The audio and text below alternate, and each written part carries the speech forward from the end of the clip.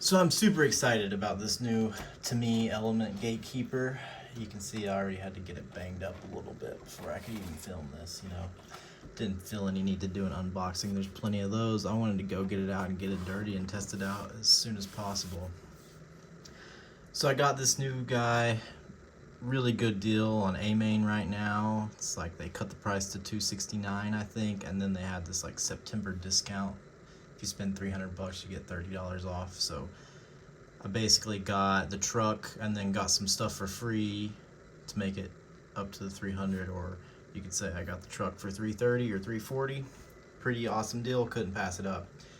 And lately I've been kind of interested in this Scale Ultra 5K event that I found out about when I was reading about Proline by the Fire. And basically you go run a 5K, drive your truck on some trails, do a little crawling, all while you're running. It looks pretty hilarious. It'd be I was just thinking it would be a pretty fun way to merge things that I already do, because I have lots of things competing for my time. It's hard to get to do everything I want to do. Trail running is one of those things that I do fairly regularly, so the idea that I could combine my RC hobby with a nice bit of fitness related hobby sounded pretty perfect. So I decided I was going to build a truck to do that, because with the Class 1 rig, which we'll get to now that I'm kind of back to the RC world more consistently, as I build that out, it's not going to be able to go fast, and it's just going to start breaking parts. I did take it out a couple times just for test runs, and I had a blast, but on both times I broke something.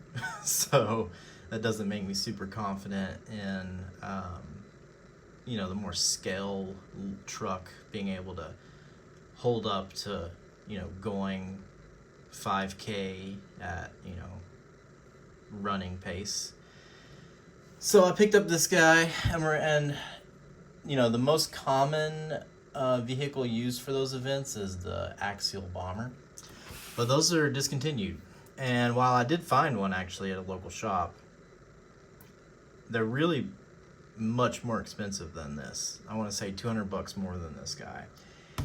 And I just didn't really like the idea of buying into a discontinued platform. I know there'll be parts available for it, forever, but I just didn't really like the thought of that. And so I decided that the Gatekeeper seemed like a pretty nice way to get into it,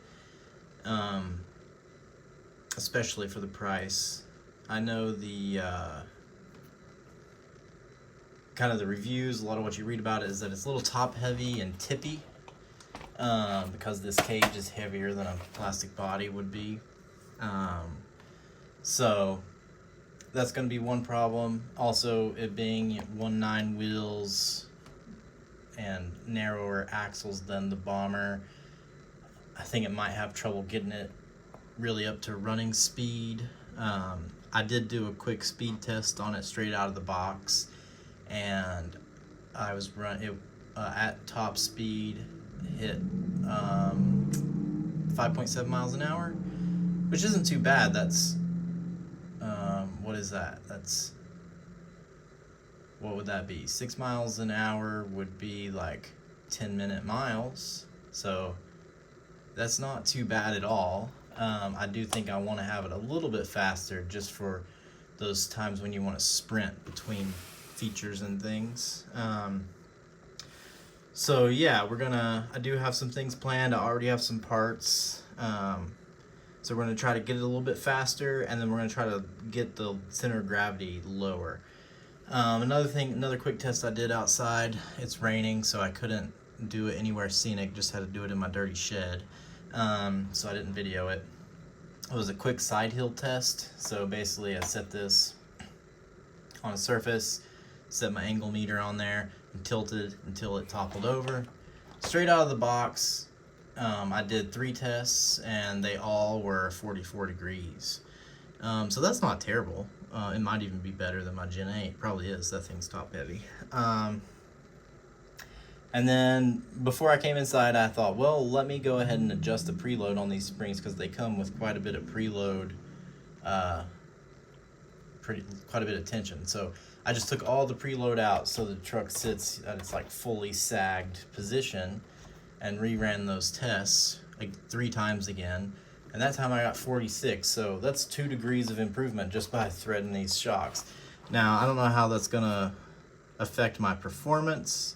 I'm kind of thinking it might be even helpful for speed because less preload will be less bouncy, that sort of thing. But I have a few other things planned already. So the first thing I'm gonna do is it comes with a chassis mounted servo, which is, you know, awesome and scale and all, but not really needed for the Scale Ultra 4K kind of events. So we got our servo up here, and I bought this plastic kit from Element. It's just like Enduro SE parts. It comes with a servo and axle mount. So I'm gonna throw that on there. I also went ahead and picked up these different set of tie rods and steering links because this is what's used on the Enduro SE to get the length of this steering link correct. And so that should get the weight of the servo down on the axle, which will improve crawling and lower the center of gravity. So that should be pretty helpful, I think. While I'm doing that, I had to go ahead and get a 4th link in order to 4-link it.